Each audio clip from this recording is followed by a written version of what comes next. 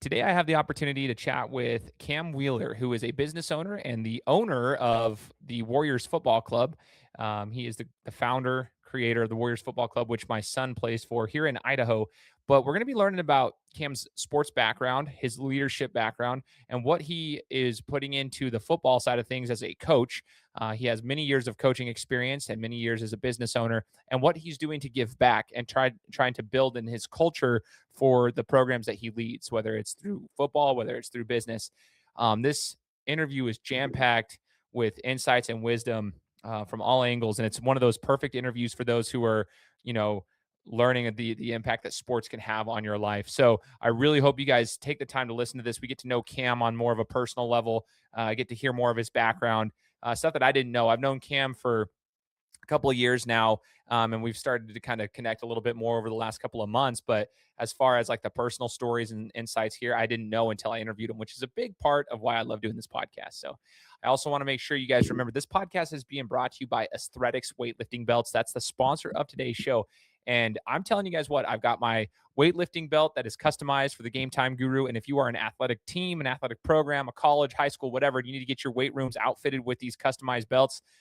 Get it done. And if you want an NIL deal where you can get your own personal brand on a weightlifting belt, he does that too. Go to Aesthreadics.com. It's here in the description. He's local here in Idaho, but he is reaching so many schools, so many different types of athletes all across the country. So Aesthreadics.com if you want a customized weightlifting belt for your gym or for your brand. Guys, get ready for this interview with Kam Wheeler. This is the Gametime Guru. So, what time is it? Game time! This is the Gametime Guru Podcast, where I interview sports figures from all over the world to help deliver a panoramic view on sports. So whether you're a former athlete, one of the crazies, or simply a casual sports fan, this is the perfect show for you as we peel back the curtains and learn from our guests every single week. I'm your host, Shane Larson, and I'm helping you see sports through a different lens. What's up, everybody? Welcome out to another episode of the Gametime Guru Podcast. Shane Larson here, host of the show. 9 years running into the podcast. I know I say that every week, but it's been 9 years. We started this back in January of 17, and we've continued to build. So at the time of this recording, I want to give a shout out before we, jump into the interview. Just a quick shout out to all those who have, tuned into the podcast, whether it's your first time listening or you've listened for the whole 9 years or you got in the middle. Just welcome aboard, and I appreciate all the support. This last week, we hit a milestone over on YouTube. We reached over 900 subscribers, which the YouTube platform, for all of those who are paying attention, that has been my biggest struggle since I started the show. My audio side has blown up. It blew up years ago, but this YouTube thing was hard for me. And so I'm just really grateful for everybody who's tuned in. And if you guys are watching for the first time, maybe consider going over to YouTube and hitting that subscribe button so we can build that even more moving forward, because video podcasts are the way that things are going now. So, and then one last shout out to our sponsor of today's podcast, which is Aesthreadics weightlifting belts. I got my Gametime Guru customized weightlifting belt through Aesthreadics, so I want you guys to go check them out. They're a locally owned company out of Middleton, Idaho. So if you're in the Treasure Valley near this area and you want a weightlifting belt, you want to get your gyms outfitted with weightlifting belts that are customized, he's working with all the colleges, Tennessee, Miami, Indiana. They're all outfitted with his belts, and I got my GTG one. So if you guys want a customized weightlifting belt or you want to get a couple of them for your teams, hit them up, Aesthreadics.com. I'll put it here in the description, but shout out to them for being today's sponsor. Now, as you guys heard in the intro, special opportunity for me to chat with a friend of mine here who has a lot of experience in the football world as a coach, as a leader. He runs his own podcast. He runs his own business. He wears a lot of hats. And so I want to touch base with him and kind of learn the sports side and then some of the parallels between business. His name is Kam Wheeler. Kam, thanks for joining the show, man. Absolutely, Shane. Appreciate you having me. It's an honor. Heck yeah, brother. So, Kam, you're from a nearby city from where I grew up in Meridian, which is about, 10, 15 minutes away from where you were at here in the Nampa area, growing up very close in age as far as when we graduated high school and so forth. But I want to kind of rewind the clock before the business owner Kam and before the coach Kam. Where did the background in athletics come from for you, Kam? Like, when did you start, competing in sports, and which sports did you compete in? Yeah. So I grew up as a kid in Nampa, Idaho. I like to tell people all the time, like, I was a little kid growing up on the corner of 2nd and 22nd in downtown Nampa. There used to be an old East Side elementary school right there. But yeah, I grew up 2 blocks from the railroad tracks. My parents started business when I was really young. So we were just kind of scrapping and grinding. And my parents would buy a house, fix it up, sell it. Like we moved a lot. Like we moved 7 times before I was 11. And it was a lot. Like we were always moving.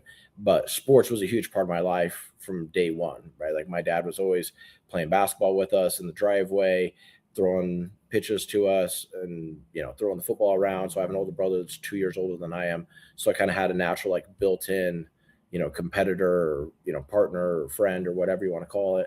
So from day one, like we were always playing football, baseball, basketball. Like that was just how life was. And if we weren't playing sports, we were watching sports. And so my dad would watch, college football with us on Saturdays and, watching NFL on Sundays after church, watching, Major League Baseball whenever that was on, watching the playoffs. I remember being a kid watching, Deion Sanders do his double take where he's, playing in a game in Miami and then flying and playing in the World Series later that night. And then watching the NBA playoffs and finals and, learning about all that stuff as a really, really young kid. So, I experienced the whole Bulls come up. I remember watching game 1 through 5 of the NBA finals when they beat the Lakers in 1990. And, so really just like, that was just our life. Like everything was revolved around sports. And so played football, baseball, basketball from a really young age. And my dad would coach, as many of our teams as he could, and then just get us on different teams. And so played that coming up. Obviously, like as you start getting older, you kind of have to start making some decisions of what sports you're going to play and what sports you're not. And so, you just kind of like make decisions with that going over time. But football was what I was drawn to most. Played basketball in high school as well, but football was kind of the one that maybe I had a proclivity to the most or was drawn to the most. And so was really fortunate to play for some great coaches, played on some great teams, had great experiences, had a lot of great teammates and people that I learned from. And so I just am such a huge believer in what sports can teach you for life. And I think that sports is a great opportunity for kids to go learn how to work hard, to go learn how to persevere, to go learn how to do difficult things, to learn how to be a good teammate, to learn how to do things you don't want to do, to learn how to, fight through pain and inconvenience, to deal with disappointment, all these lessons that, sports can teach you that help you to learn that in a controlled environment, before you have to go learn it in life. And, I don't want any of my kids to go through their first massive disappointment when they're 25 or 30 or 35 years old, right? Like sports gives you opportunities to, you're going to get cut from a team, or you're not going to be, the star player on the team, or your team's going to lose in a championship game or not even make it to a championship game or something. But you get opportunities to learn all those things, and, sports can teach a ton of great life lessons. So I'm really passionate about it. I love what it taught me. I felt like it gave me, I kind of use this term a lot, an unfair advantage in life. I felt like a lot of the lessons that I learned from leaders and through those experiences of playing high school sports really prepared me to go into life. And so, yeah, I'm just passionate about it. And so I love giving back, and I love coaching. I love helping facilitate and do whatever I can do to create those opportunities for other kids. I love that, man. A couple notes I just took mentally on what you were saying. Interesting. You were talking about how you would watch sports. I was talking to some of the kids that I coached at Idaho Premier. The last 3 years, I coached the unsigned seniors, and so 17U, 18U squads.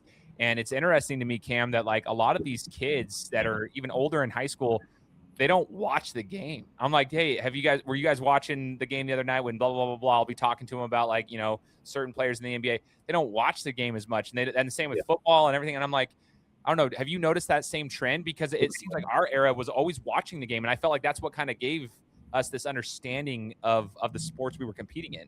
Yeah. And it's crazy because back then we didn't even have the opportunity to like go rewatch it, right? It was like, unless you're like recording it on your VCR, the only way you had to watch it is you had to be tuned in live, right? You had to be like actually watching it as, Michael Jordan goes up and goes around Sam Perkins and, lays it up in that, iconic move. You had to be watching his, footwork on his turnaround fade. And then you go and practice it, hundreds of times over to try and learn that type of stuff. His push off against Brian Russell and the Jazz when they won. Right. Yeah. 6.6 seconds left and knocks down the 17-footer to win the finals in game 6. But like all those kinds of things, like you had to go watch it live. We didn't have the opportunity. I mean, maybe you'd get to go watch it on Sports Center. Like a few years later. I'm going to kind of date myself a little bit, but I mean, Sports Center wasn't even a thing when I was a really little kid. It wasn't until I was like, junior high and high school when Sports Center like really became a thing. You go back and go watch it. Like you got like watch like every hour, for it to come back on. But I almost feel like because of the availability, because kids can just go watch stuff on YouTube, social media, whatever, like there isn't as much of a drive to go actually watch the games. And I think that you lose some of just like the understanding of the IQ of the game, right? Like understanding the strategy, understanding why they took timeouts here, understanding the rules and when certain things are called, if you're only watching highlights, right? And I think that a lot of kids fall into that where they want to only play for the highlights rather than actually doing what's best for their team, right? Like they're trying to make the play that's going to make a highlight reel somewhere rather than just doing what's best for their team or doing what's necessary to try to win. And I think that's something that's actually detrimental to a lot of kids. And so that's something that, I've noticed as I coach, like you've got to work that out of some of these kids, and you can tell like that's something that's real that kind of gets baked into this generation. So interesting. Yeah, see, I appreciate that response because I've always felt that. I just don't really talk to a lot of people about it. But when you were mentioning how you were watching it, it reminds me of my childhood. Like I used to go to sleep when I was in junior high to Sports Center on the TV in the living room. And it was every hour, same show, but you're like listening to it. Today, it's just not the case. But I will say another thing too that's funny, Cam, is I talked to my son Decker, who's 9, and he likes to play certain video games. Like he's not huge into Madden, but he'll play. But I'm like, it was Madden that got him to understand football when he was playing flag football 2 years ago. Understood a couple different things, and I'm like, Decker, like literally Madden. There was a transformation for me in my junior high years of Madden taught me a lot. Like I understood motion to detect if it was in a zone or a man-to-man. Like I understood some things by playing Madden that actually helped me with my IQ. As stupid as that sounds, it actually helped me. And then on coverages, like I understood the different coverages, like what's a cover 2, cover 3, very basic things. But Madden actually helped me with that. So I wonder, like, I don't know, there's something to it. I always want Decker to like play those games. Which I actually agree with you. I saw a clip right around the time of the Super Bowl. I don't remember whether it was before or after, but Mike McDonald, the head coach of the Seattle Seahawks, had mentioned something about feeling like growing up playing Madden and playing college football had actually given him thousands of reps. Oh, really? Being able to like go through and like learn from a young age, like you're learning how to do certain things in the game, right? You're, making play calls based on tendencies or coverages, or using motion, and when you're going to take a timeout and when you're not, and all these kinds of things that get baked into these young coaches. Like you look at the transformation in the NFL, and like a lot of the really great coaches are very, very young, right? Like there's this huge emphasis on the, Mike McDonald's and the Sean McVays and the, now Clint Kubiak getting the head coaching job with the Raiders and, just like all the way through. But a lot of these younger coaches have grown up playing Madden, playing college football, like learning all those kinds of things. And they're getting hundreds and thousands of reps doing these kinds of things and understanding like the strategy behind the game, which I'd never really thought about before. But that's a really interesting thing to think about, is that, like, I mean, obviously having played plenty of Madden and college football back in my day, in a way, those things do help prepare you for, hey, how am I going to manage the game? When am I taking timeouts? What am I calling? What do I like? What are their tendencies? What are their weaknesses? So, yeah. That's funny. I'm going to have to go look for that clip because Yeah. I've talked about that. I just don't get to talk to a lot of people about it. But I'm like, dude, I told my son about it. I'm like, you need to play this instead of Fortnite. Maybe just like once a week play Madden. And he did. It clicked into him almost too much to where, like, when we were playing flag football, he was quarterback and he started to try to like look around and call an audible. And I'm like, yeah, don't do that. We're not calling audibles. But anyway, it was kind of funny. Yeah. So into the coaching side of things, Cam, obviously you have the competitive background with siblings, your dad, and everyone just, teaching you grew up with it, you watched it, you competed, you did all the things. But the transition into the coaching sphere is always an interesting topic for me, just because I've been there as well. And there is a transition from when you've competed to when you're coaching. I've been around, I always tell people that I've been around great leaders, whether it be athletic, church leaders, corporate leaders, and so forth, just different types of professionals and leadership members in my life. And I've been around some that I would say are not so good, but I've seen the impact that both can have. And so it's very, like, you want to be a good leader, but there is a transition phase from going from playing to coaching. And so I would like to ask you, when you started coaching, what was the biggest transition for you from the playing side to get into the coaching side? What was like either the hardest transition or like the best transition or whatever? Yeah, I was really fortunate. So I went right in from playing into coaching. So I graduated from Skyview High School in 2005. I was getting ready to leave on an LDS mission. I was leaving in late September. And so I got reached out to by who was then the head coach at Skyview, reached out to me and said, hey, would you want to come back and help coach wide receivers and defensive backs? And I was like, yeah, absolutely, be happy to. And so I was working all day, working construction, and then coaching wide receivers and defensive backs at Skyview after I'd get off work. So I'd go coach wide receivers and DBs. And I got reached out to by Todd Cady, who's now the athletic director at Columbia High School. He had been our strength coach and had been the offensive coordinator for a couple of years. I was at Skyview. Said, hey, I'm coaching a Optimist team that my son's playing on. You have a little brother that's my son's same age. Would your little brother want to come play on the team? And would you want to be my assistant coach? So like right off the bat, right? Like boom, like I was just like right in it. And I think that I kind of always had the mind of a coach. Like I'm an engineer, I have a master's degree in engineering. And like I was the kid that loved, like if I wasn't playing sports, I was building stuff out of Legos. Like that was just like one of my favorite pastimes. And so I've always liked analyzing how things work and figuring out how to build things, how to make things. And it was the same thing in sports, right? Like I would watch sports, and I don't know if I have some sort of a disability or something, but it gives me, I don't know, some sort of strange ability to recognize patterns. And so I feel like if I have a superpower, it's recognizing patterns, right? Like I can go watch a team, play basketball or whatever one time, and I can figure out what sets they like running, what their offense looks like, who their key players are. Like you start to recognize patterns in teams, right? And I think that's something that's developed over time. But I do the same thing with football, do the same thing with basketball, and going and watching and breaking down, okay, like what are they doing and how are they trying to do it? And everyone has tendencies.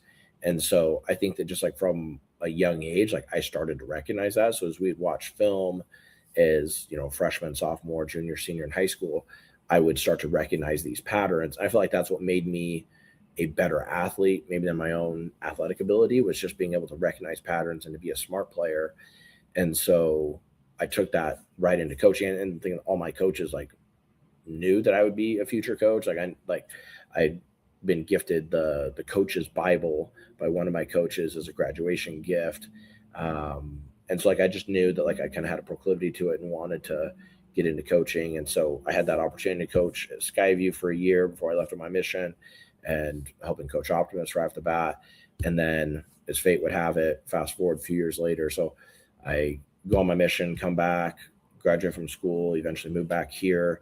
And Blaine Wright, who's the head basketball coach at Columbia High School, and I are in the same ward at church working with young men. And he's like, hey, I have a son named Caden, who's like I think he was a sixth grader at the time. Would you want to come help me coach his football team? And so I started, helping Blaine coach his son's youth football team. And then it just kind of went from there. Right. And so then I have a son named Cannon, who by the time it was time for him to start playing flag football, of course, I got in and started coaching that. So I've coached, youth football, youth basketball, youth baseball, youth soccer, even though I was never a soccer player, like he wanted to play soccer as a little kid. And so I started learning about soccer so I could go coach his team, because if my kids are doing it, like I want to be there. And so I really pride myself on not missing my kids' stuff. And so my girls are dancers. I did have a slight background in dance, having a mom who'd been a dancer, a sister who'd been a dancer, dated girls throughout high school that were dancers. And so I found myself at a lot of dance competitions over the years. So I was well prepared to be a dance dad as well. So I don't miss my girls' dance stuff. So pretty much every weekend you can find me, either at football games, basketball games, or dance competitions. So, dude, that's crazy. First off, I didn't know that the ties to Coach Wright and Caden and all them too. I had no idea of this stuff. So like, that's funny to me. Like I'm learning this as we speak right now, which is a beauty of doing this podcast. I get to connect and kind of hear some of these stories that I had no idea of. I just knew you were in the area, had no clue about that. But the dance thing too, I got a daughter who's 4, and we were just talking to our friends, the Crones, and talking about dance. And my wife was a competitive dancer, and I'm like, oh boy, like here we go, getting into the dance world. You're in for it. Yeah, I can't wait. So we'll see how that goes. All I love that you mentioned tendencies and patterns. It's interesting, Cam. That was one of the things as a basketball coach. First, like football was my biggest passion, my biggest drive. I actually played more football than any other sport growing up, but basketball is kind of what I ended up kind of finishing my high school career with. I stopped playing football my sophomore year and then just kept playing basketball throughout. And, I did my thing, and then I boxed for Golden Gloves for 3 years. And so kind of kept that going into the college realm when I was boxing for Boise State's club team and stuff. But the football side, it's just like, it's interesting because I started coaching football, I started coaching basketball, and the tendencies and the patterns are something that I had to learn. That wasn't like a natural gift for me, but I remember it was somebody, his name's Jeff Sainer. He's a head coach at Meridian High School basketball. He was watching one of my club tournaments that I was coaching in because one of us was playing in it. And I remember him just like literally sitting behind the bench, and he wasn't trying to coach or anything. He just said, "Hey, Shane, how many timeouts you got? How many fouls does he have?" And he just said that to me. So I kept saying it back to him. He just nodded his head. And I think all he was trying to do is to like help me. He was being a mentor to me, just trying to help me understand like, okay, the intricacies of the game outside of just like X's and O's and like trying to figure things out. And over time he would do those little things. Like when Jeff was in a game, he would say little things to me about like, okay, where are they like they're shading over on this side, so the corner's open. So what does that mean? Corner's open. Okay, so how do we get the ball to the corner and stuff like that? And so that's a big piece of coaching, is understanding those patterns and tendencies, because that was something I had to learn. But as I started to learn it more, you can help your team members understand it, and then they can attack those things. And it's actually pretty cool to see the execution skyrocket once they understand it. So that's pretty cool that you have that. Going into the club scene here, the club sports scene with Warriors, the Warriors football club. Yeah. And we grew up in an era with Optimus football. You mentioned it earlier. Optimus was kind of the thing. And then all of a sudden, just within the last decade or so, I've started noticing like club football is a thing here. I knew it was a thing outside, like California's got tons of teams, OG Ducks. I had a whole mini series with them. Now they're all playing college ball at Oregon and some other schools. But like, I knew that, but then Idaho started kind of popping off with some club football. So talk to me about the club football scene in Idaho and what got you into wanting to kind of create your own club here. Yeah. So I started coaching my son, and I would just grow this group of boys, right? Like every year, more people would be like, "Hey, can my son join your team?" Or, we'd go and have some success, and other parents would reach out and say, "Hey, like I really like your coaching style. I really like what you do with the kids. Is there a way my son could get on your team next year?" And so we just kind of like grew and grew and grew to the point where I think I had like 30 or 31 kids on my flag football team one year. And we actually ended up having to split into two teams. So I'm coaching two teams simultaneously. But it was a great problem to have, right? Like it meant that a lot of people liked what I was doing and they wanted to come join. And so as fourth graders were going and playing up in the 5th and 6th grade league, we're going and playing 7th and 8th grade teams and beating 7th and 8th grade teams. And so we were having some success and people liked what we were doing. And so as it kind of became time, I feel like somewhere around like 5th grade is a good time for most kids to get into tackle football.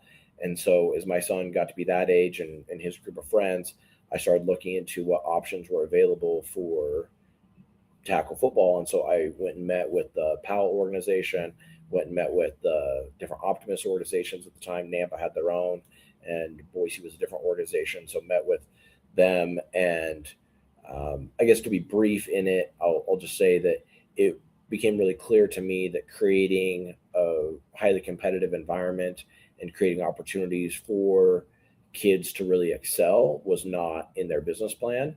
And so it became pretty clear to me that I just needed to create some better option.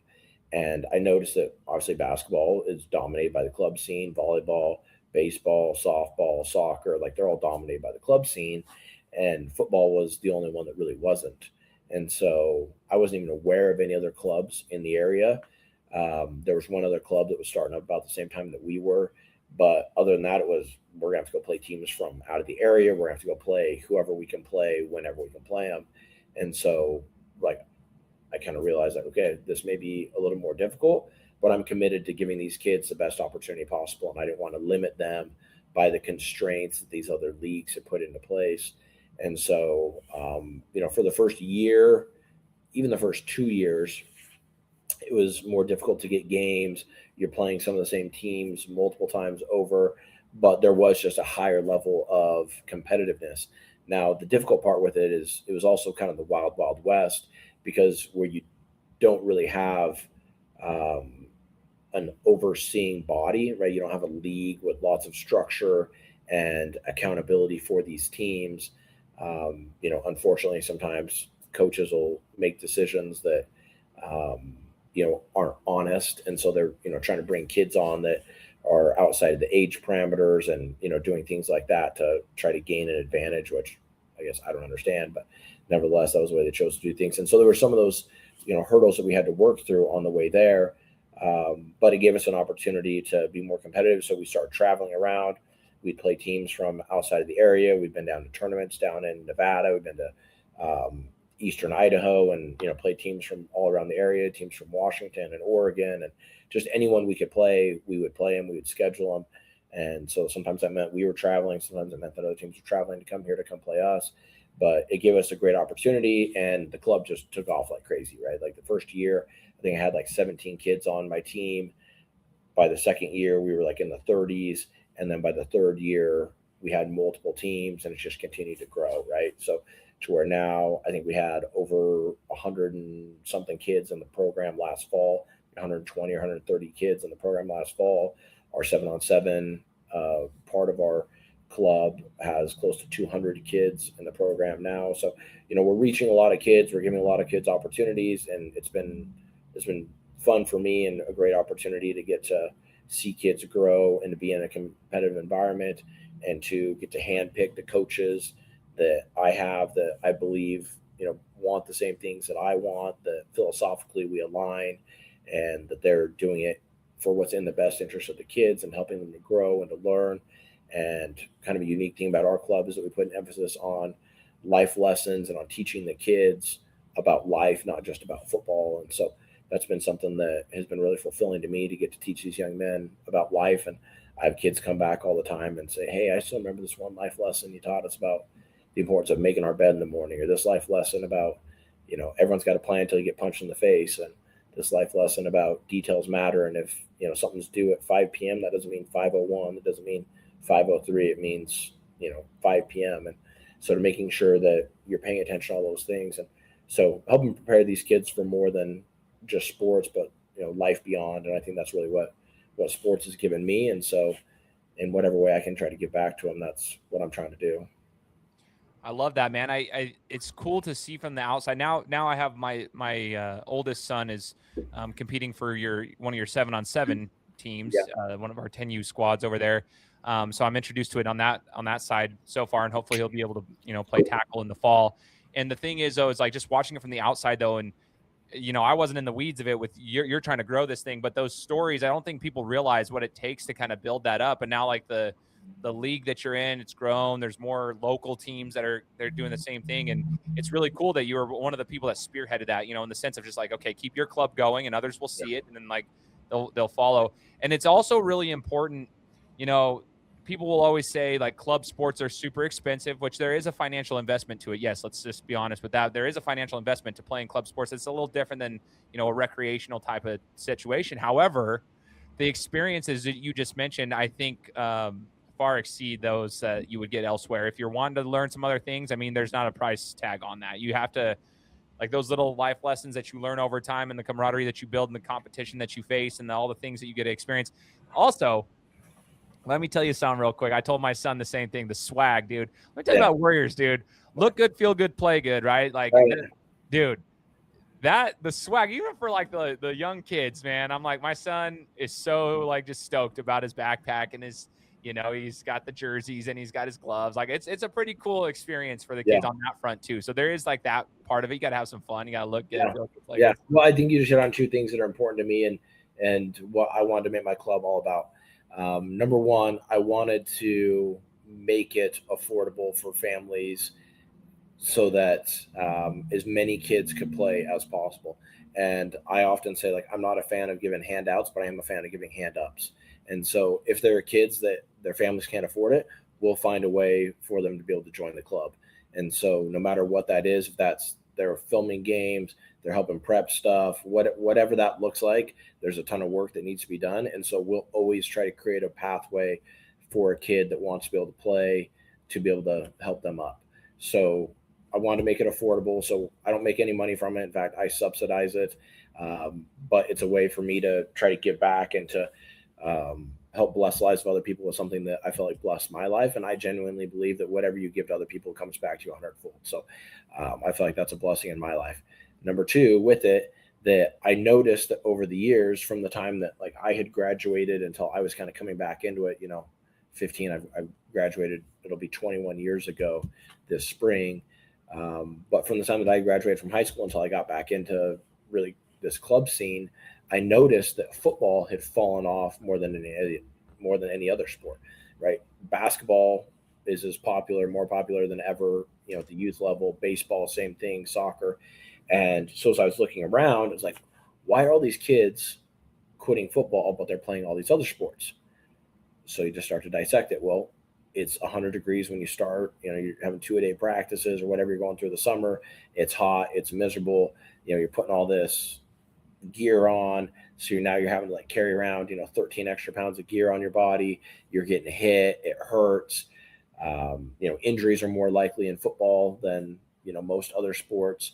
And so, you have those components to it. I think you had all the negative publicity with all the CTE stuff and concussions. And I think a lot of people are afraid of having their kids play football and what that might look like for them long term.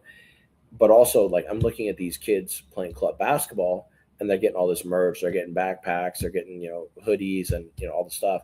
Kid goes and plays club baseball. They get multiple different hats. They get, batting jackets. They get multiple jerseys, pants, hoodies, backpacks, the whole deal, right? So these kids are getting decked out in whatever they're going and doing. And then if they go play Optimus football, if they go play, Powell football or something else, like take Optimus, for example, right? They don't get a helmet. They don't get any pants. They get one jersey that they have to turn in at the end of every year. They keep the same jersey for like 5 years. So when you're in third grade, you get it, and it's like, whatever, a men's small or medium that's 10 sizes too big on you. And then, you wear that for like 5 years. And then if you play all the way through 8th grade, then they let you keep it at the end, right? And it's like some mesh crappy jersey that's like $10 on Amazon. And so these kids, like, there's just nothing to draw them to it, right? So it's like, okay, why am I going to go play the sport that's the hardest, that's the hottest, it's the coldest by the time it's over? I get hit, I get hurt, like, it's painful, I don't like it, I run, like, all this stuff that I hate about it, and I don't even get anything cool out of it. And so, like, from day one, I was like, okay, if I'm going to recruit kids to come play football and to want to play football, they've got to self-identify as football players from a really young age, right? And so instead of a kid, oh, hey, I'm a baseball only kid, I'm a basketball only kid, I'm a soccer only kid, or whatever they want to do, I wanted kids self-identifying as football players. And I felt like the easiest way to do that is to help them self-identify with what they're a part of. And so, I'm just giving away the secret sauce here, right? Like, this is like, anyone can go take this and go do the same thing. But so we just invested really heavily in our merch for the kids, to the point where I was totally subsidizing it, right? Like, but it was important to me that the kids, they got hats, they got gloves, they got t-shirts, they got sweatshirts, right? They got multiple game pants, they got multiple jerseys, like, they get bags, 7-on-7, they get backpacks, but the kids get all this merch. So what do they want to wear to school? They want to wear their sweatshirt, they want to wear their t-shirt, they want to wear their hat, they want to wear their jerseys, right? And so it's tough for me. Like, I make it around to the different elementary schools for different things. Like, I have kids in elementary school, or sometimes I'm at different elementary schools for different stuff. Like, I never go to an elementary school or a middle school or a high school without seeing kids walk around wearing Warriors gear. Like, in probably the past like 3 or 4 years, I don't think I've been to a single, elementary school, middle school, or high school where I haven't seen kids sporting Warriors gear. Now, that obviously helps when you've been around for a few years and have hundreds of kids have gone through your program. But, like, I love seeing the kids wear, right? I love going to high school basketball games and seeing kids wearing Warriors merch. I love going to the state basketball tournament, and guarantee, like, you go to the Idaho Center this weekend, you're going to see kids wearing Warriors merch, right? It's like, you don't see very many other clubs, but that's just because we've invested in it. And you make it cool, and kids are going to want to wear it. And so, like, that's been, a big emphasis of mine, is I'd rather spend more money, get them really nice, cool gear that they like. They're going to wear it more often, and then they're just walking billboards for you. So, dude, you know what, though? Like, people can say what they want. One, that's marketing 101, it's branding 101, and it's running a business, and it's also making a great experience. That's what it's about. It's making a great experience. My son is the same way. I showed my best friend Logan, who graduated high school with me at Meridian. I was like, dude, check these out. Deckers 9, check this thing out. Yeah. It's like, whoa, dude. Like, because we were always about that, Cam. It's so funny. Like, even in high school, I wore the Under Armour, everything. I had Under Armour armbands like on my elbows, on my knees for no reason. But like I had Under Armour socks. It Look was good, like that was the thing. good, play good. Yep. Yeah, dude. And even in flag football in men's league, when my buddies and I play, like we got the headbands, we've got the arm sleeves. It's everything because it's like it's a whole experience, So I love it. I honestly absolutely love it, and that's one of the things that drew me to it. I'm like, dude, that's actually kind of wild. Like, I'm like, this is what we paid, and we get all of like, okay, this is pretty sick. Plus the tournaments you're competing in and the practices you get. So pretty awesome. The kids love it. The parents love it, right? The parents are posting about it, right? As soon as the merch all drops, the parents are taking pictures of it, right? Where we're getting tagged by all these parents that are reposting about it. And then, we have people coming back, like, hey, how does my son join your club? How does my son become part of this? And so it does, like, it all just, pushes, and the marketing gets out there and word of mouth spreads quickly. And I think that if you, like, just a good lesson for life and lesson in business is if you treat people really, really well, if you exceed people's expectations, they're going to want to come back and they're going to refer you to other people. Right. And so like, that was really how the club grew. Is like, we're not like marketing a ton or anything. It's like, we push stuff on social media. But really it's just people come play in the club. They have their experience generally for the most part. I'd say that overwhelmingly people have a very positive experience. They love it. Their kids love it. The parents are really happy with it. Feel like we have really high quality coaches, and their kids get a first class experience. They get first class merch, and then next thing you know, they're grabbing 5 of their friends to come try it with them next year, and it just grows from there. It's freaking awesome, man. I love it. So, a couple questions here. So the 7-on-7 scene. This is the so we've referenced it a couple of times. Yeah. You got the tackle club. Now we're into the 7-on-7 scene in the springtime, springtime, getting kids some reps there. 7-on-7 in Idaho took a while to get here, right? I think Modster did a good job at like kind of implementing Kingdom a couple years back, but I mean we're way behind the times. Everybody else is doing 7s forever. Yeah. But it is cool to see it growing. There are people that have mixed opinions on the 7-on-7 football scene. I will give my thoughts here real fast, and then I want to ask your thoughts as a coach, someone who's been coaching for a long time and who's also running a club that competes in this thing. I'm helping coach the 10U squad with Coach Garrett and Coach Joey and Coach Dan and Coach Nate and Coach Ryan now. The thing is, I absolutely love 7s. In fact, when I went to the first tournament, that was my first time actually being at a tournament and actually watching the whole thing transpire from the competitive standpoint. I love it in the sense of, one, it just gets a ton of reps, stuff that you're not going to get at that age. Most quarterbacks aren't going to throw the ball that much in tackle football when they're 10 years old.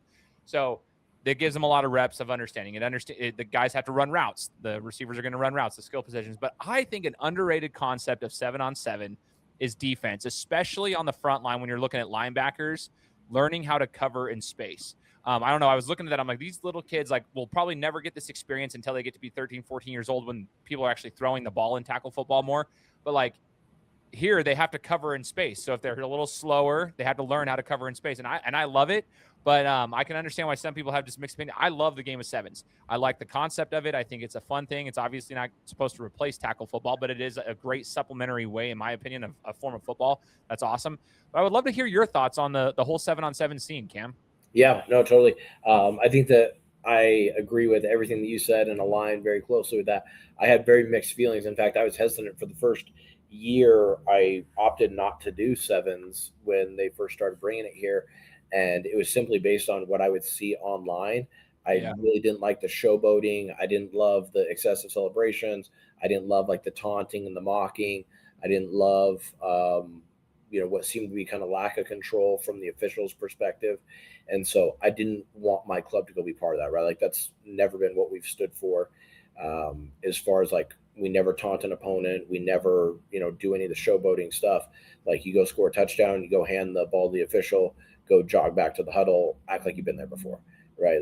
We're not doing any of that stuff. And so that's, been something that was important to me when we, ultimately decided to do the 7s thing, is that although I was, hesitant for some of those negative reasons I just cited, I felt like there was a lot to gain from it.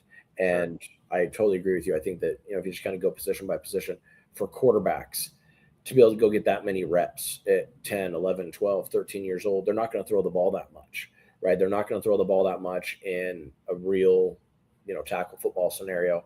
And so they're going to go get more reps in one practice or in, playing 2 or 3 or 4 or 5 games in a weekend than they will in an entire season of tackle football.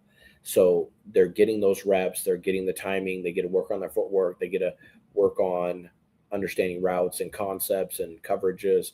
And so we're working that into them. Not to mention also, like in football, offensive lines are the last thing to develop, right? Like offensive lines, in fact, a lot of varsity teams never even get like a really cohesive, strong Good point. line. And so because the offensive line is the last thing to develop, young quarterbacks are often just running for their life, not actually getting to go through reads, make, understand defenses, make progressions. And so sevens gives them that opportunity. Hopefully as better coaching and better opportunities come about, we can develop these offensive lines younger and younger. And that's kind of been something that as a coach, I took on a few years ago, is learning how to be an offensive line coach and coaching offensive line myself. I've always coached wide receivers, quarterbacks, and skill guys, but I took on coaching offensive line because I just believe that it's that important. So from a quarterback's perspective, it gives them a ton of reps. Also, when you're playing against 7 defenders and you have 5 wide receivers, people are always going to be covered, right? Like it's pretty rare that you're ever going to have guys wide open. And so you have to get used to throwing the ball, as we say, on time, on target. And so quarterbacks have to learn to be on time, on target. They've got to recognize defenses quickly, and they have to know what their concepts are of where they're going with the ball. I tell quarterbacks all the time, you should be 90% certain where you're going with the football before we ever snap it, right? Like I want you to be 90% certain of who's getting the football before we snap it, based on the concept that we have and based on the look that we're getting from the defense. And so there's a 10% chance that, hey, it's going to be different, something's going to change, and you've got to be able to go through your progressions and get to the other guys. But by the time I get up to the line, I should be able to recognize what the defense is doing and what concept I have in place, what matchups I like based on personnel, and know where I'm going to go with the football. And so I think that's great for quarterbacks to learn. For wide receivers and defensive backs, it's great to get that many one-on-one reps, right? Like for wide receivers, especially at a young age, if they do catch a football, it's because they're wide open, right? And so playing in sevens, again, 7 guys defending 5, you're more than likely always going to have someone close to you. So you're going to have to learn how to catch the ball in traffic. You have to learn how to catch the ball when you're being, well defended, maybe even have double coverage on you. And so being able to go make plays in one-on-one situations is great for young kids to learn how to develop. Defensive back, same thing, right? Like you've got to be able to learn how to move your hips, how to defend in space, because you're defending a whole field. Conversely, you don't have a D line that's putting pressure on the quarterback. So the quarterback's sitting back there, right? He's got 4 seconds, which from a defensive perspective can seem like an eternity. So that quarterback's sitting back there and he has plenty of time to throw. So you've got to stay, in your coverage for 4 seconds and, be able to, handle double moves, be able to, if you're in a zone coverage, be able to handle one guy leaving, another guy coming back. And so you've got to start to recognize concepts that are happening and patterns that the offense is trying to, because they're going to run the same concepts over and over and over again, but, be able to recognize those concepts and what they're trying to do against what you're doing. So I think it's great, every perspective, like you said, linebackers, some of these kids that may be dominant in tackle because they've just grown, they're big, strong, fast kid. And so they've really done well in tackle football. They're a kid that, coaches give a lot of playing time to and give a lot of emphasis to. Now all of a sudden they go play in sevens, and being bigger and being able to tackle kids isn't really relevant in sevens. And so now they've got to learn how to open their hips. They've got to learn how to go be quicker. They've got to learn how to, read what the offense is trying to do. And so I think it's great all the way around. I think there's a ton that can be learned. One of the things we just picked up from this last tournament was that a bunch of our kids are playing safety were way too tight in their hips. And so they'd open one direction and, weren't good about getting back the opposite way. And so we've just been working on that in our practices since. And it's fun to just get to see the kids progress, right? To get to see them get better and better and better at things that they struggled at, to get those reps worked through in the off season. So now, like, you're developing that skill set, and that's just going to go carry over, into the fall, right? And I tell people all the time, like, no one's getting scholarships off 7-on-7. No one cares about who's winning 7-on-7 tournaments. Really, what this comes down to is you're using this to go build skills, right? Like, no one cares who won a Crash the Boards tournament in December of 2022. Like, no one cares, right? It's like people care about what you do in the state tournament in the first weekend of March, right? Like, so everything that we're doing in the club scene should be impacting what you're going to go do on your team in the fall.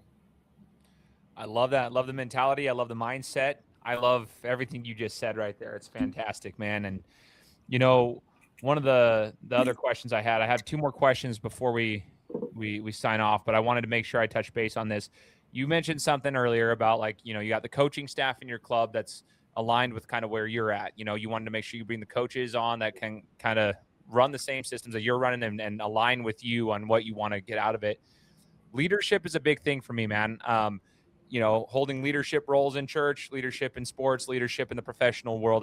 I've been in corporate leadership for the last decade, and it's like one of those things, like, I see it, like, there's an important factor. There is, I mentioned earlier, there's some great leaders and there's some leaders that I wish, you know, could do some better things. From a leadership perspective, what do you think, Cam, is like one of the biggest, and you're a business owner, so like that's a big thing too. You're a father, you're a business owner, you're a coach, all these things in leadership. What's one of the biggest things you need to be able to do to elevate those who are in your charge, essentially, right? Yeah, every organization takes on the personality of its leader, right? So if you're the one in charge, you're the one that's setting the culture. And the culture is what you want and what you allow. And so the sorts of things that you tolerate, that you put up with, that's dictating your culture. The sorts of things that you push and that you demand, that's what builds your culture. So for example, right, like we have building our culture in Warriors. So all the parents sign a contract before the kid comes on at the beginning of the season. And in that, you're signing up for a code of conduct. And there's things in there that we do and don't tolerate. And part of that is the showboating stuff. Like, we don't deal with that kind of stuff. But we expect kids to be responsible for their own gear. When you come show up to a game, before wearing a certain set of uniforms, that's what we're wearing, right? You may get, black socks, purple socks, and white socks. And if you show up for a game and we're wearing black socks and you're wearing white socks, guess what's going to happen? You're not playing. And so that puts the impetus back on the player that they need to be responsible for their own stuff. Like, they need to make sure that they're responsible ahead of time. We tell this to the kids all the time. Is it your mom's responsibility? Is it your dad's responsibility? Is it your grandma's responsibility to make sure that you show up wearing the right stuff? No. Whose responsibility is it? It's my responsibility. Right. And so learning from a really young age that they're responsible for their own decisions that they make. And I think that's such an empowering thing, because you get into the professional world and you see people that their first, tendency is to blame other people whenever things don't go right and to find excuses for things. It's like, no, like we don't take excuses. Like, we just take actions. And so if you want to make a change, like, you got to go make the change, and you're ultimately responsible for everything that happens to you. And the answer to everything that you want in life is to get better. And so if you want a promotion and someone else got it, why didn't you get it? Like, I promise you there's a reason. And the reason is, like, you need to get better. And so maybe this person has a skill set that you don't have. Maybe they're, more positive. Maybe they embody the company's, culture, vision, mission, and values better than you do. Maybe that person is willing to do things that you're not willing to do. Maybe they have hard skills that you don't have. They have soft skills that you don't have. But I'm just a firm believer that the answer to everything that you want in life is to get better, and that you can go out rep anything, right? So if there's something in your life that you don't like, if there's something that you want, if there's a skill set that you don't have, go learn it, go start working at it, right? Like, I was watching YouTube videos, listening to YouTube videos on my way into work today, of just new skill sets that I'm trying to gain. And so always be learning. Like, you never get to a spot, like, you never get to be, oh, I'm the boss, I'm the owner, I don't need to learn anything new, I don't need to gain new skill sets. Like, everyone needs to be getting better all the time. If you're the starting quarterback, if you're the best player on the team, you need to be getting better. If you're the coach, you need to be getting better. I think that's a big part of my philosophy in coaching as well. And I attribute a lot of my success to has been the fact that, like, I'm always trying to get better. Like, I've always had this insatiable thirst with always wanting to get better. And so I think that as a player, a lot of coaches will put emphasis on players getting better, on players developing in the offseason. But as a coach, like, how are you developing? Like, what are you doing to get better? How are you learning the game? Like, what are you being intentional about? It's not just, oh, hey, I'm sitting down on the couch watching some NBA and, oh, I'm getting better because I'm kind of learning. Oh, I didn't know that. Or I go watch the state tournament this weekend and, watch some games and, oh yeah, I kind of got better from that. It's like, are you being intentional about your learning? Are you identifying spots in your knowledge of the game that are weak? Are you identifying areas that you want to get better at? And are you intentionally going and learning those things? Or are you just kind of learning by accident? Right. And like, we don't ever want to learn by accident. Like, we always want to be intentional about what we're learning. And so That's a lot of the culture that I push in all my businesses and everything that I'm a part of, and my club football program and my family, like whatever it is, like just being intentional about getting better, being intentional about what you're spending your time on, being intentional about the direction that you want to go in your life, because life is a blank canvas, and it's a mirror. It'll reflect back to you, like whatever you're putting into it. Like whoever you are is what you're going to see in the world. And if you see negativity and all you see is scarcity and you don't see opportunities, like that's all life is ever going to give you. But if you see, if you see goodness, if you see opportunities, if you see, you know, opportunities to learn and to grow and to develop and become better and to help other people, like that's what life is going to give you. It's going to give you all those kinds of opportunities over and over and over again. So, man, I love that. And I think it's huge. If you're instilling that into the people that are in your charge, right? You're in charge of these people, and you're responsible for leading whoever it is, whether it's in your business, whether it's in your coaching, whatever.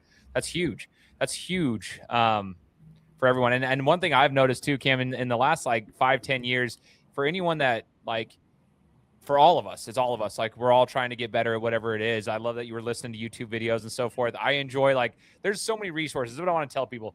There are resources out there to like help you learn whatever it is that you're trying to learn. I mean, with all the technology and everything, it's literally at our fingertips. One of my favorite things is, and I'll use this for football too, is I was talking to a business partner of mine from the sports media world about Notebook LM, which is it's a nice little learning language model like Dill. It's an LLM software where you can take 50 YouTube video links, put it into it. It summarizes it, makes a 15 to 20 minute podcast out of it. So it summarizes, and you can interact with it. You can talk to it while they're doing this little podcast about everything that was learned in those 50 YouTube videos.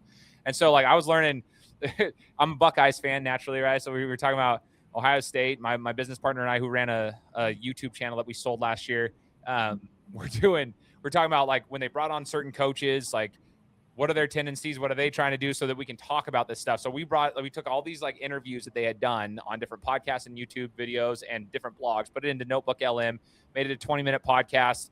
And within a half an hour, like I had learned all of these things about this coach, and we were able to talk about it as if we were experts on the matter. And that's what I'm like, and I'm just using that in the sports world. You can do that in the business world and everything. There's so many resources out there for us to get better, whether it's coaching, whether it's business, whatever it might be. I don't think there's any excuses anymore for us to not get better. And then for anybody who's in school, give me a break, dude. If I would have had any of these resources while I was in college, oh my gosh, dude, we'd be just flying through. Like it shouldn't be difficult. So no, and really, I mean, like going back to the school thing, having gone the traditional school route, like I am grateful for my experiences that I had. I loved my experiences I had. I learned a lot that way, but you learn more in real life than you'll ever learn in school. And, having the opportunity to go on and earn a master's degree, like I learned way more working and being in my businesses than I ever learned in school. And so it used to be that schools were the gatekeepers of information, right? Like you had to go to college to learn certain things. Like fortunately now, like we live in the information age where you can go learn anywhere. You can go learn from so many different resources every single day. So be intentional about your learning. Like there's nothing that's holding you back from being able to learn new skills, and you don't have to have a degree to get there. And so degrees aren't a negative thing. I'm not saying that they're a terrible thing, but I think that for most people, the investment is not worth the cost to go do it. And so if you're not intentional about knowing what you want and you don't have a clear path and direction, like don't waste your time and money.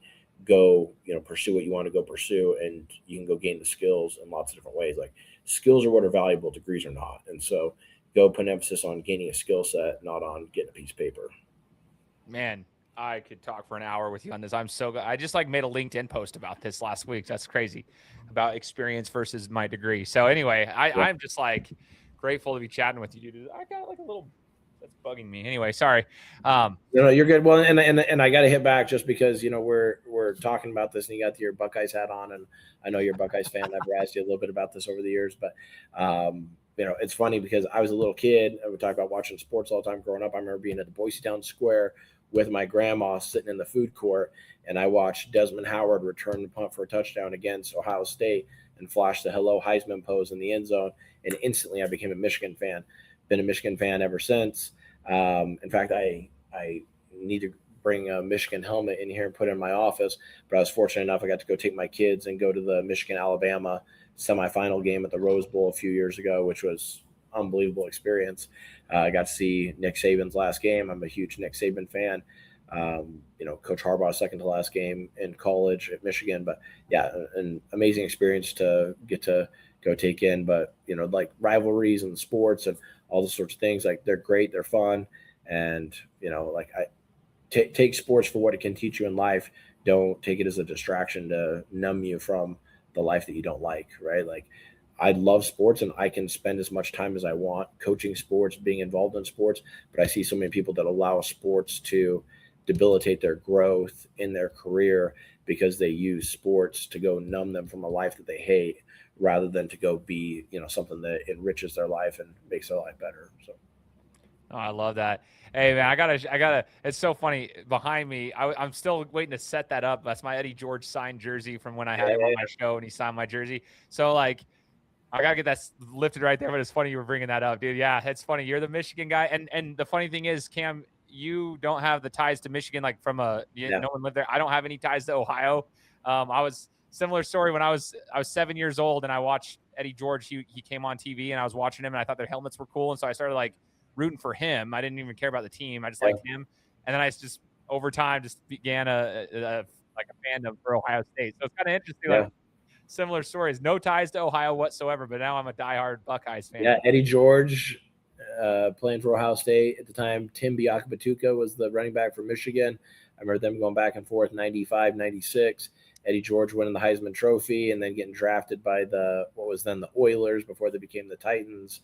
But yeah, I remember watching Eddie George in the Citrus Bowl playing against Peyton Manning when Peyton Manning was at Tennessee back in the day. It was like a monsoon coming down on January 1st in my grandparents' basement, watching that game because that was the game that would play before the Rose Bowl came on. And so anyway, good times. I've watched plenty of Ohio State football over the years. Being a Michigan fan, a lot of it didn't go our way. Unfortunately, we had a long decade there. But things turned around and the rivalry's back. So it's been fun the last several years. Yeah, the rivalry is back, which is nice, man. Well, Cam, I appreciate your time, brother. If I could just ask one final question, and that is, what is next for Kam Wheeler? Like when it comes to coaching, when it comes to the Warriors, are you planning on continuing with your club, sports growth? What is the plan for you in the next? I guess we were to put like a 3 to 5 year plan for you. What do you see yourself in? Whether it's your business, whether it's coaching, whatever it might be. What's the 3 to 5 year plan for Kam Wheeler? Yeah, thank you. So as far as like the sports world grows, that'll continue to expand. I have 7 kids. So my oldest son, Cannon, is just kind of, going through the program right now. Went through the whole tackle thing. He's a freshman in high school, just got done with his freshman basketball season, had a great time, completed freshman football. They were undefeated district champions, which was awesome. And, I'm really fortunate to get to continue to coach him and coach other kids. And it's fun for me is we would go play these games that I get to go look around at all these schools, right? The best player at Sawtooth Middle School played my program, right? Some of the best players at Eagle, some of the best players at Mountain View, some of the best players at Owyhee, at Skyview, at Columbia, at Valley View, like CUNA, all these different schools. Like I have kids all over in all these programs that I've coached. And that's really fulfilling for me to go look out at all these other schools and to see that like most of their best players have come through my program. And that's something that's really fulfilling. And so I love that. And that's going to continue to work and to grow. We're going to continue to perpetuate the Warriors program. And as long as there's a demand and people, want that, we're going to continue to grow that and help fill that. And it's a way for me to give back to kids in the community and help give them the opportunities I feel like sports gave me. So on that front, and then on the other side, I'm really passionate about what I feel like owning a business and helping other people has done for me. And so I'm going to continue that part of it. So I have a number of different businesses that I own and operate and are involved with to some degree. But something I'm really excited about is we're going to be starting here in a few weeks doing panels at high schools. So I'm putting a group of people together from my podcasts, and we're going to go around to a number of local high schools, and we're calling it the What's Next panel. But high school students will be able to come ask questions to this, panel of people, most of, which have been very successful in their careers, and get to give back to kids in the community. So we're going to give scholarships to kids as well, both grants if they want to go into the trades or if they want to go use the money for scholarships to go to college, they can go do that as well.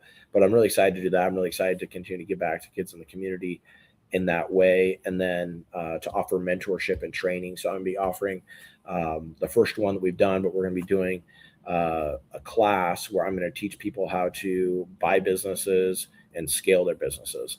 And so if someone's a business owner and they want to go scale their business from $1 million to $100 million, they want to go scale it from $100,000 to $5 million, we're going to go teach them how to go do that. And so I'm really passionate about that, or helping people learn how to go buy a business, right? If they're in the grind and they hate what they're doing and they want to find a way out, I'm going to go help them learn how to find deals, structure deals, and then to go throw gas on the fire, so to speak, where they can go take a business that's already operating, go buy it. In most cases, use an owner finance structure to where they're not having to come up with a whole bunch of cash right up front, but that they can go structure out payments over time, help buy a lot of these people out of businesses that they're looking to retire from, and then to be able to go help create a life that they want to go live. So I'm passionate about all those things. I love teaching and helping people, and that's fun for me, and it's fulfilling. So anyway, that's what you're going to see. So that'll come out in a lot of different forms. We'll do that through classes. I'm in the middle of writing a book. And then, we're going to go do this in a lot of different ways, whether it's the panel, these class meetup sessions, or even like one-on-one mentoring. So that's kind of what's next. First off, I'm gonna make sure that I want to be in the know of some of those things. By the way, so that's freaking dope. The panel, amazing deal. So that's incredible. So I hope the schools take to that and really leverage what you guys are bringing there. That's an incredible idea. And then the business side of things, I got to learn. I'm always learning on the business front, so I would love to learn that. But how do they find out about this? So you mentioned this in multiple fronts. I'm going to link your podcast. Yeah. Is it through social media? Is there any websites? If somebody was just hey, I just want to kind of stay in the know of what Cam's doing. He's writing a book. When do I know when these things are coming out? Where do they follow you? Yep. So they can find us on social media. So all that stuff's going to be dropping in the next few days, actually. Okay. So you'll find out about that. So by the time this airs, it'll already be out there. Okay. But follow us on social media. So at 1% Podcast is my podcast. At Kam Wheeler Ventures is where you'll hear about all that kind of stuff. And then I, share and link all that on my personal stuff as well, which is just at Kam Wheeler. So you can find me through any of those ways, but always happy to share, and it's funny because opportunities are around every door, right? Like every 15 minutes, a door of opportunity knocks. And so I've had several opportunities just over the past week or two with people wanting help with selling their businesses. People, wanted me to help them buy businesses. I probably get asked to lunch 10 to 15 times a day. People DM me and ask me if I'll go to lunch with them.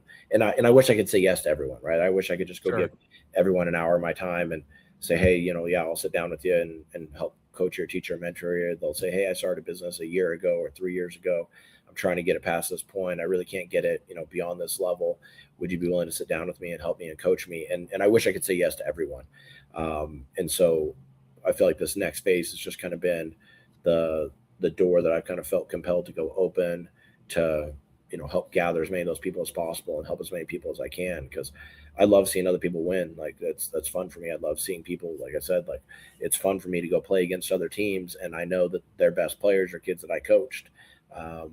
That's fun for me. I love seeing these kids succeed. And so same thing in businesses. I love seeing people that had a life that had, they were dealt a hand of cards that were difficult, and I was able in some way, shape, or form to help impact them and give them opportunities to help them grow, maybe beyond what they saw possible for themselves. So that's fun for me. It's fulfilling for me. And I feel like there's a massive need there. So I want to go try and fill that. I freaking love it, man. You're on a mission, brother. And I love it. And I love what you're about, bro. So I just want to say thanks, Cam. We're going to make sure we link all those things in the description here, social media feeds and everything, and your podcasts and everything, so that people can find out more about what you got coming down the pipeline. And that's so awesome. I really do appreciate your time, Cam. Thanks for joining me for the show and for all the insights and wisdom that you shared with us, man. No, love it. Love what you're doing too. So keep it up. I appreciate you, man. For all those who are listening, make sure to hit that subscribe button. We'll be coming to you next week with another interview. Take care. Guys, thanks so much for listening to another episode of my show. Now, if you could go and do me a favor, head over to iTunes, give me 5 stars, and leave me a review. It would be greatly appreciated. Thanks, guys. Appreciate your support.